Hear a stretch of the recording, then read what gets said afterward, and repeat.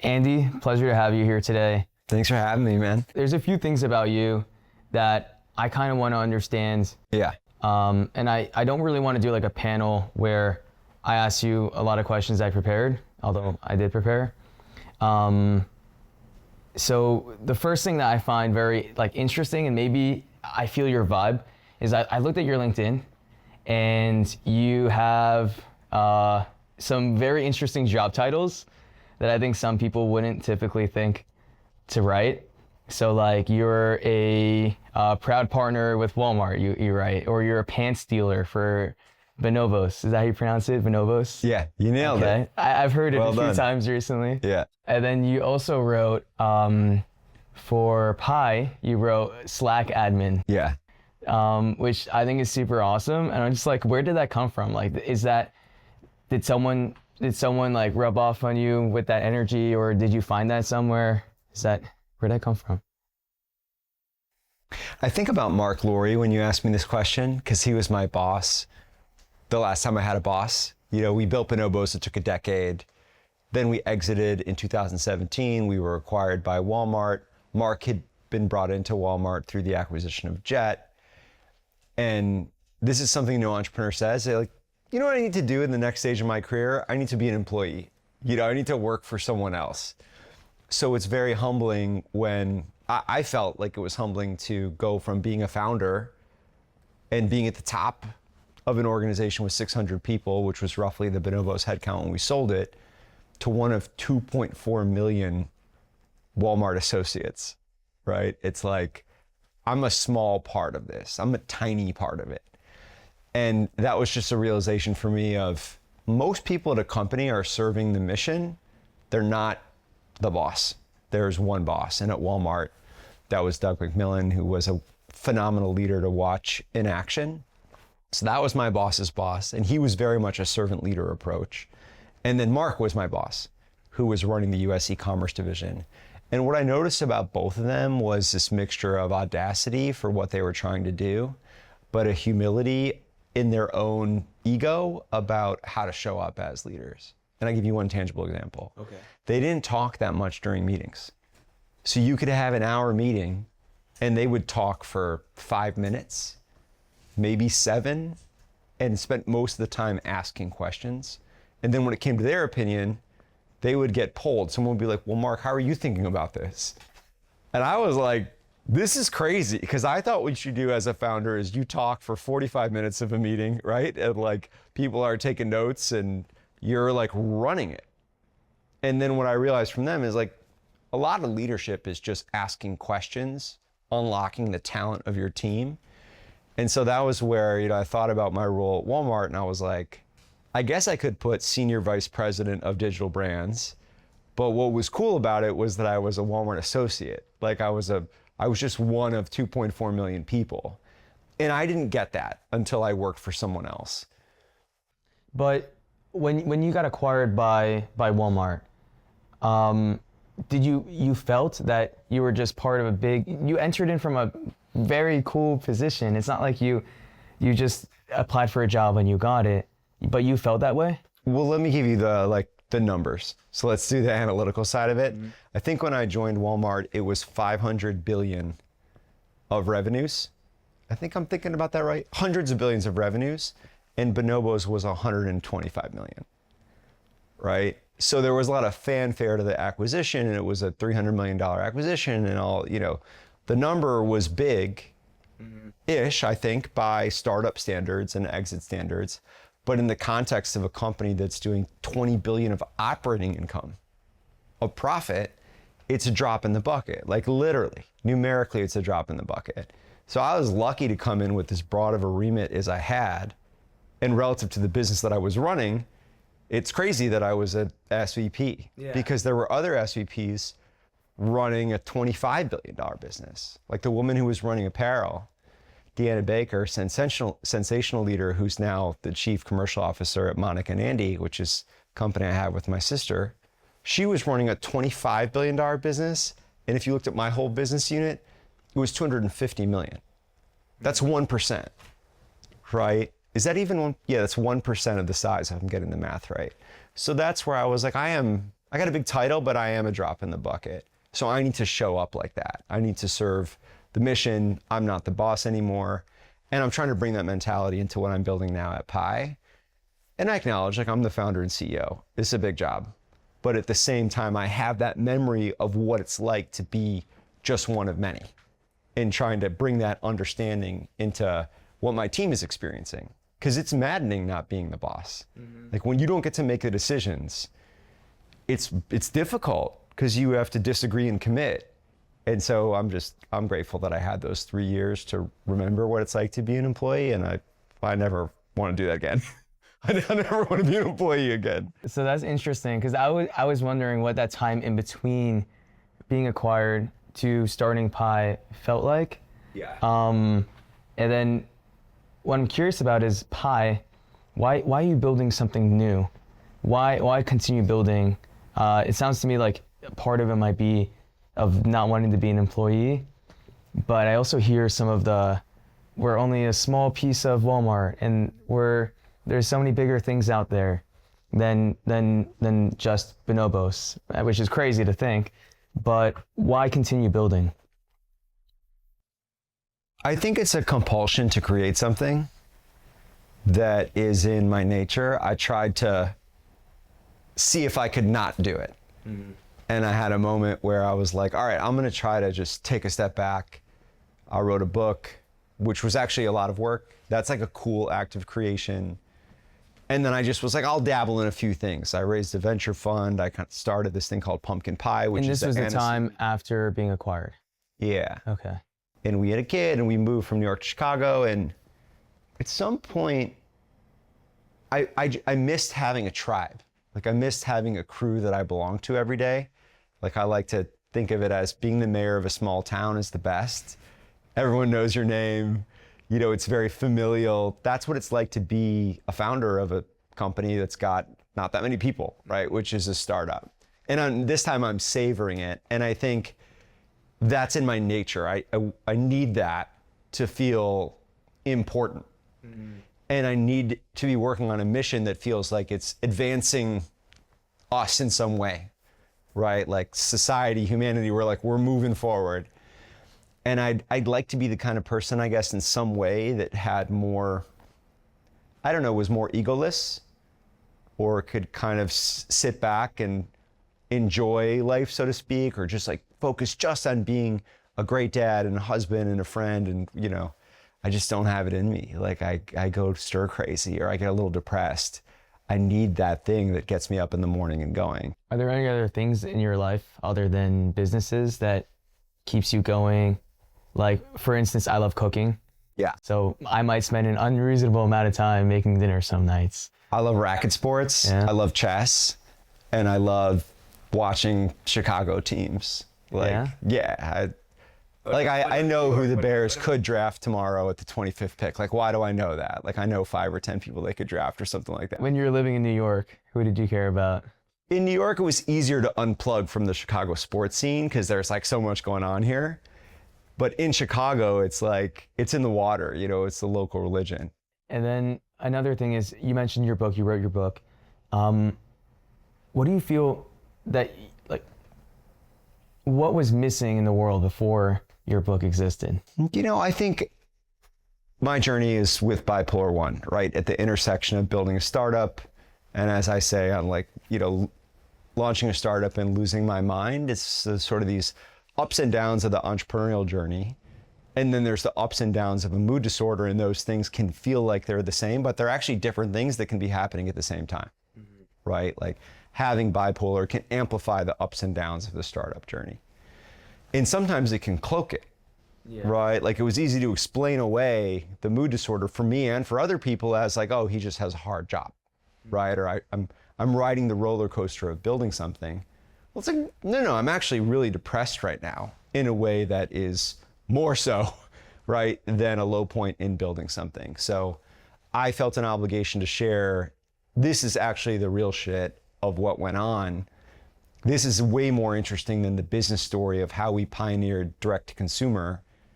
It's actually this thing that a lot of people deal with that don't talk about. And I wanted to put that out there, I guess, to create hope. to create hope for people like me who get that diagnosis and you feel so boxed in. It just feels like a noose around your neck when you get it. Like you're just like, I don't want this to be something that diminishes my prospects.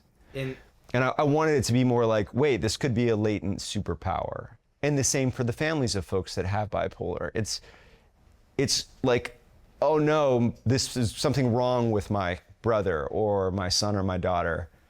Oh no, wait, like this is not great right now, but we can deal with this. There's hope. And by the way, it could be something great that comes out of having this proclivity for creativity and high energy and, super productive behavior that can be a positive attributes of the condition. It's like a movement on social media right now. People are posting like ADHD founders. Yeah. But you were diagnosed. By the way, that's true. Like if you look at the study from University of California, San Francisco, these things all outperform, let's say it, in entrepreneurial populations. So 2% of American adults we think have bipolar, 11% of entrepreneurs. 5-to-1 ratio, 3-to-1 for ADHD, 2 to 3 to 1 for OCD, dyslexia, substance use, all these things over-index. So it makes it more sexy. It's cool, it's cool, but it's not cool to not deal with it. Yeah. Like that's what I learned. It's like, it's not cool to have it and not be dealing with it. Taking medication, in therapy, focusing on your sleep. Just because you have the superpower doesn't mean it's going to show up that way. To be cliche, it can be kryptonite too. It can take you down. It can ruin your life. It can ruin your family's lives. So it's this thing of, how do you unwrap the gift without getting hit by shrapnel? Like that's what I think about it in my mind is like, there's this precious thing. It could be good or it could be bad. Yeah. So how do we take as much good as we can from it while limiting the downside and the damage to ourselves and others? And I think that's about holding ourselves accountable and holding our loved ones accountable to dealing with their neurodivergent stuff. It sounds like you held yourself accountable a ton, and you got diagnosed in your 20s. And I feel like that's kind of late in life for something life-changing. Like if you got your diagnosis when you were 13, yeah, it would probably be a very different way of learning to manage it, and different time in life where you have a crazy episode or something where it's maybe not as, I feel like there's a bigger impact in your 20s. How old are you? I'm 23. I love it. Like I love how at 23, I'm trying to be respectful. 20 is late in life, right? You know what I mean? Because okay. Whoa, that's like so recently in my life. I'm 47 and I'm like, late in life? I feel old. I feel old. Everyone feels old, I guess, with where they're at. It's all relative. But the onset of bipolar is typically between 18 and 25. And the way I would frame that is, in theory, you have like 50 to 75 years ahead of you at that point. So in a way, you're early in the journey, but you're at the end of your current moment, right? So it can feel like a death sentence. I remember going home and like studying up and seeing that the suicide attempt rate for bipolar 1 is 60%. The suicide rate is 19. Did I get that right? So 3 out of 5 chance you're going to attempt suicide, and 1 out of 5 chance you will die by suicide, which makes it the most likely way that you'll die. The day you get diagnosed, empirically. When did you Google this? This is like the week after? It might have literally been the World Book Encyclopedia moment, because it was 2000. Oh man. I think we were maybe 2 years before. I don't know, Google, I feel like no, I think it was out. It was live. It was when I got home from the hospital. You went to the hospital. This was after that episode that you wrote about in the first chapter of the book. You should buy the book. First chapter of the book. So you left the hospital. What were you feeling? What did you do after you learned that you had such a... I was crushed. Did you know what it was? Did you know? I'd never heard of it. I mean, I kind of knew the word, like the word is out there, but you don't really know what it means. And I took it to be something that was about me rather than the condition, right? This idea that someone is bipolar, not that they have it, right? We don't say someone is heart disease. We say they have heart disease. And yet with mental health conditions, somehow you don't only have this terrifying illness, you are the illness, right? Like you are bipolar. Like, wait, what? Like I am a disorder? And so that makes it really hard to confront. Oh, wait, no. This is a health thing. This is not characterological. This is not an identity. This is I have a proclivity to more ups and downs than your average bear, I guess. And we all have ups and downs. You called it a ghost. It became a ghost because and you said your last one was 10 years ago. Your last episode was 10 years ago, right? You mentioned that in your panel yesterday. Yeah, I'm thinking about it. Last. Like, more than a decade since I've had any meaningful high or low, which is remarkable. It's like a testament to great medication, a great doctor, a great wife, a great family, and a great regimen of sleep, exercise, and nutrition. So I think about it like, this is my Olympics, right? Like my Olympic gold medal at the end of my life is I died of something else and I wasn't a liability to myself or others because of this thing, right? Like, don't let the thing you know about be the thing that claims you. Have it be something else, right? But if you know you have it, if you got diagnosed with it, well, now you know and you can deal with it. But it's so hard to take it on because, according to you, you're late in life at the age of 20. I hope not. But from the vantage point, no, but like, yeah, you know what I mean? Like, from the vantage point of someone who, I was 20 when I got it, I had so much in front of me and it felt like it was this limiting reagent on my future. And I guess my point is it doesn't need to be. It can just be a bump in the road that changes where things can go, but it doesn't need to be that shift in your identity. You can separate the person from the condition. And that's what I want for everyone that gets diagnosed, right? So yesterday, at the event last night, more than 10 people who I spoke with afterwards shared with me that they have bipolar. More than 10. Maybe another 10 were telling me about a family member. It's in every family somewhere, And whenever someone tells me it, I say, when did you get diagnosed? And they might say like, just last year or last month. And I always give them a high five, right? I'm like, welcome to the club. Like this isn't necessarily a bad thing. This was Vincent van Gogh. This was Alexander Hamilton, like some of the most creative and productive people in history.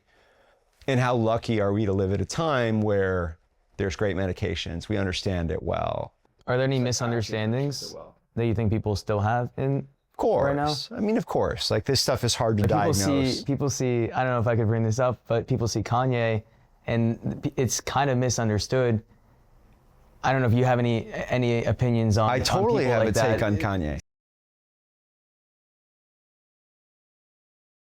No, I feel disappointed in him because I feel like for all the status that he has and the money and the access to care, he wasn't able yet to surround himself with truth tellers.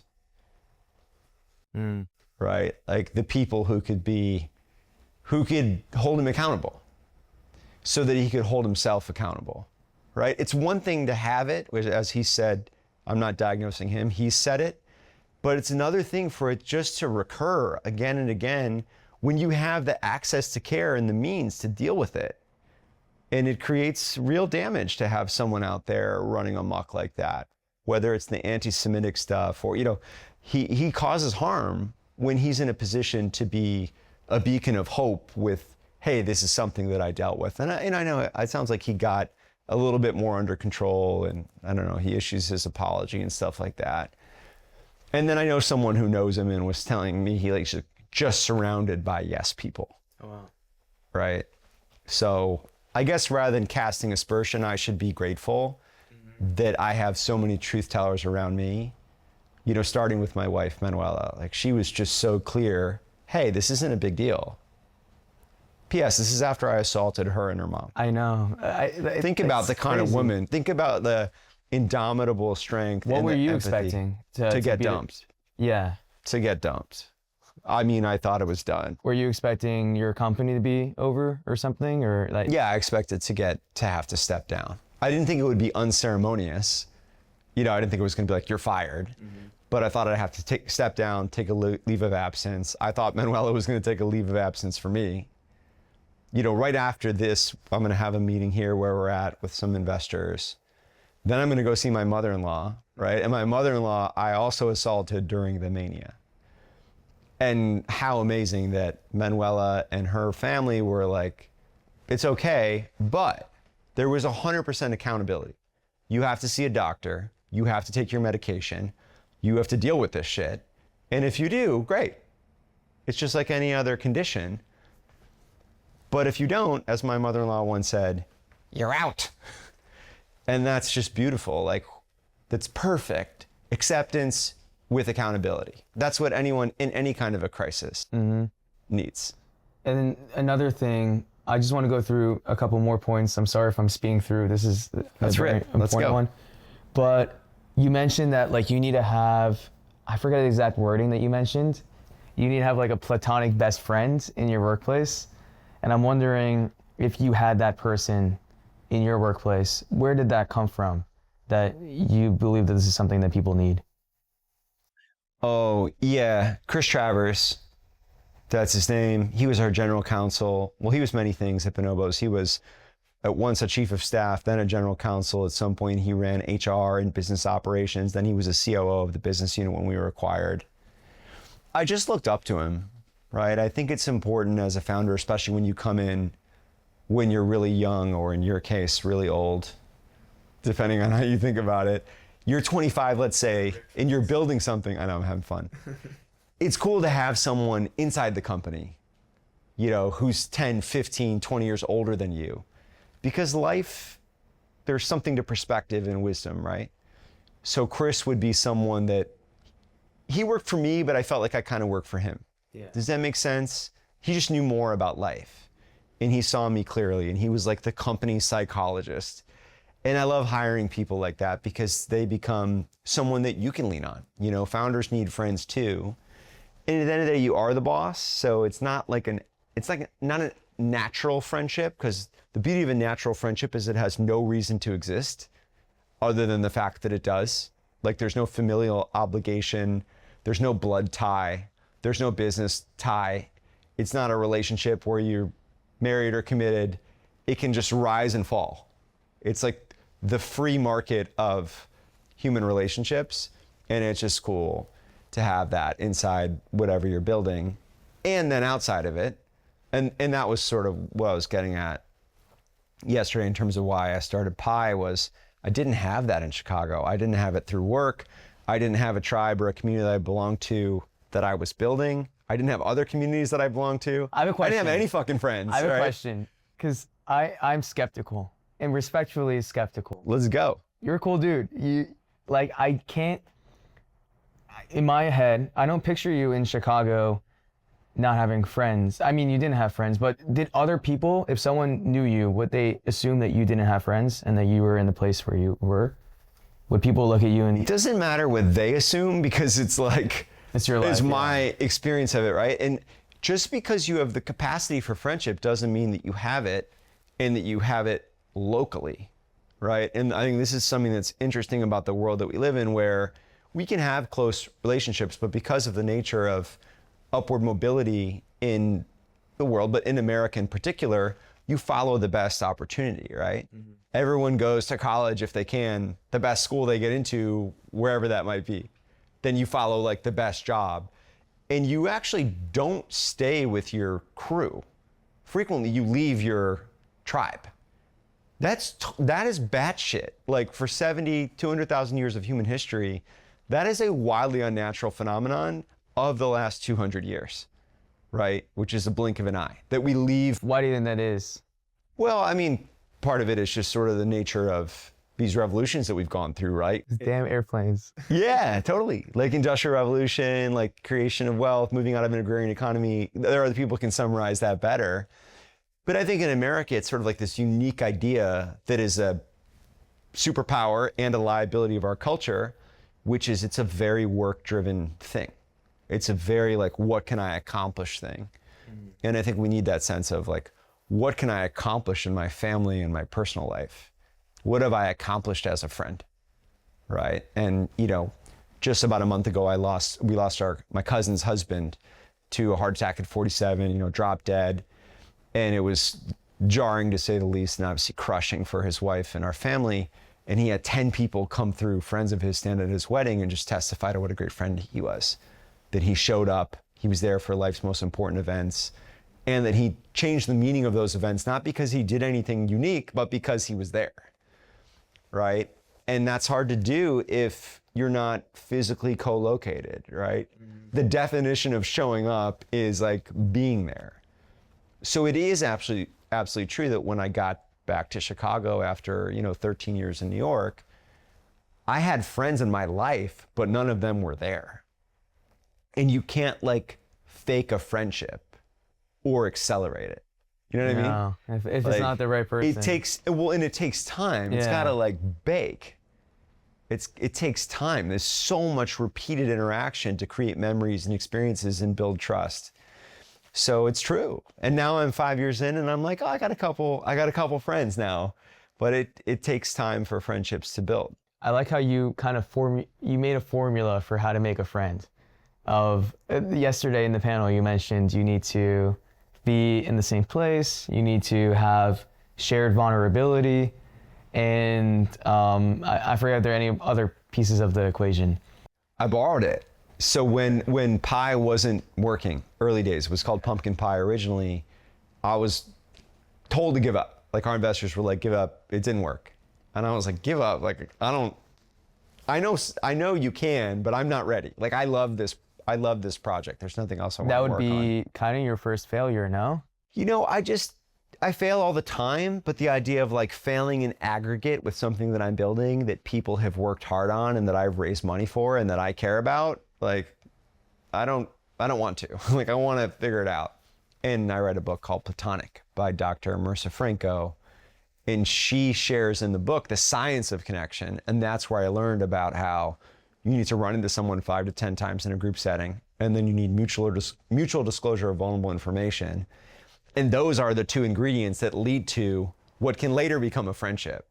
And I was like, that's it. Like, we need to do something impossible, which is productize repeated serendipitous feeling social interactions. Like, how do you build an app for that?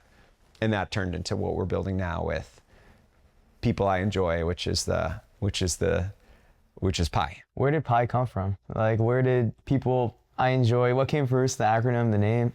The name came first. It's sort of like a fun journey, but I love pumpkin pie. It's my favorite food. I agree. You agree? I like pecan pie. My favorite pies are cheesecake, pumpkin pie, and pecan pie. Nice. And my birthday's on Halloween, so I always have pumpkin pie cheesecake. Oh my God, that's my dream birthday. My birthday is in February and there's no pumpkin pie available, but Rough seasons. I bought the URL pumpkinpie.com with a friend. And then we were building the company as Pumpkin Pie because the original like interface was things that are like hot takes, like things that people love or hate. And I think I might have been 8 or 10 when I met the first person that hated pumpkin pie. And you know how kids are. I was like, what? You hate pumpkin pie? Like, how could you, When you're a kid, you don't have the theory of mind to imagine that someone hates something that you love, right? It's crazy. So I got intrigued later in life as we were building this by the idea of like hot takes, like things that you love and hate, or like hate's a weird word, but even frivolous things like that.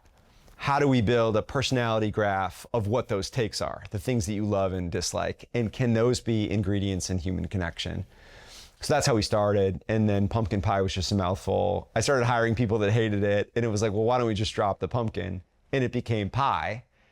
And there were some funny takes on pie, right? Like 6 pieces in a pie, and it turns out that 6 is the optimum group size for human connection. So that was kind of fun for a while, but it takes a minute to explain. And one day, one of our angel investors was like, pie, People I Enjoy. And I was like, let's just go with that. Like that's just an easier, more memorable thing. So we're coming to time, and I know I didn't ask for any advice the whole episode. I got some good advice though. But what's one piece of advice you leave to somebody who's really old? Maybe they're 23, maybe they're 25.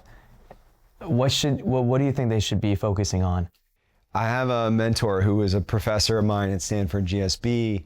He was the first angel investor in Bonobos, and then he was on our board. And just an amazing guy. I think of him like a professional dad. His name is Joel Peterson, and he just passed last year.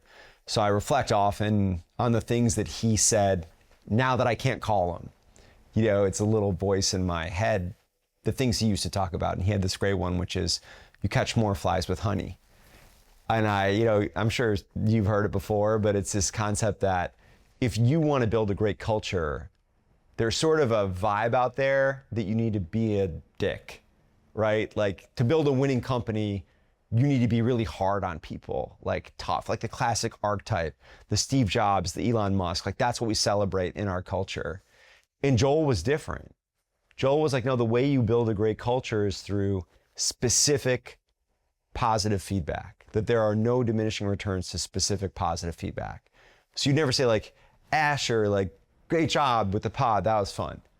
You'd be like, Asher, I think you could have a great pod. You ask incisive questions and you ask them fast. Like, that reminds me of how Guy Raz got started. He came to the conversation with a beginner's mind. And you get the question out quickly. It's like Patrick O'Shaughnessy with Invest Like the Best. Part of what makes it good is he asks the question fast, and then he leaves it to the guest to go, right? And does it in a way where you could assume that you know nothing about the person. Okay, now you have something that you remembered about what you did well. Otherwise, it's just great job. Yeah. And you can build a whole culture off of articulating what you liked rather than, and the flip side's important, candor's important, rather than like the negative energy of always being disappointed because no one's doing as well as they could. It's like a little goodie bag. You get to remember something. He used to say like plants lean into sunlight, right? Like just like shine a sun and people will lean into that behavior and other people will want that praise. So they'll be like, oh, Andy likes that. Like I need to be like that, right? So that made me so happy when I learned it because it was the first time I felt like, oh, I can be positive. I can be a leader from a place of positivity rather than being a dick, which is sort of the archetype of the successful American entrepreneur. And I felt a lot of positivity from my encounters with you in the last 24 hours, 48 hours, whatever. And I want to appreciate you for being here. Appreciate Invis? Yeah, Where we are. where we are today, for hosting us. And thank you, Andy. Thanks, Asher.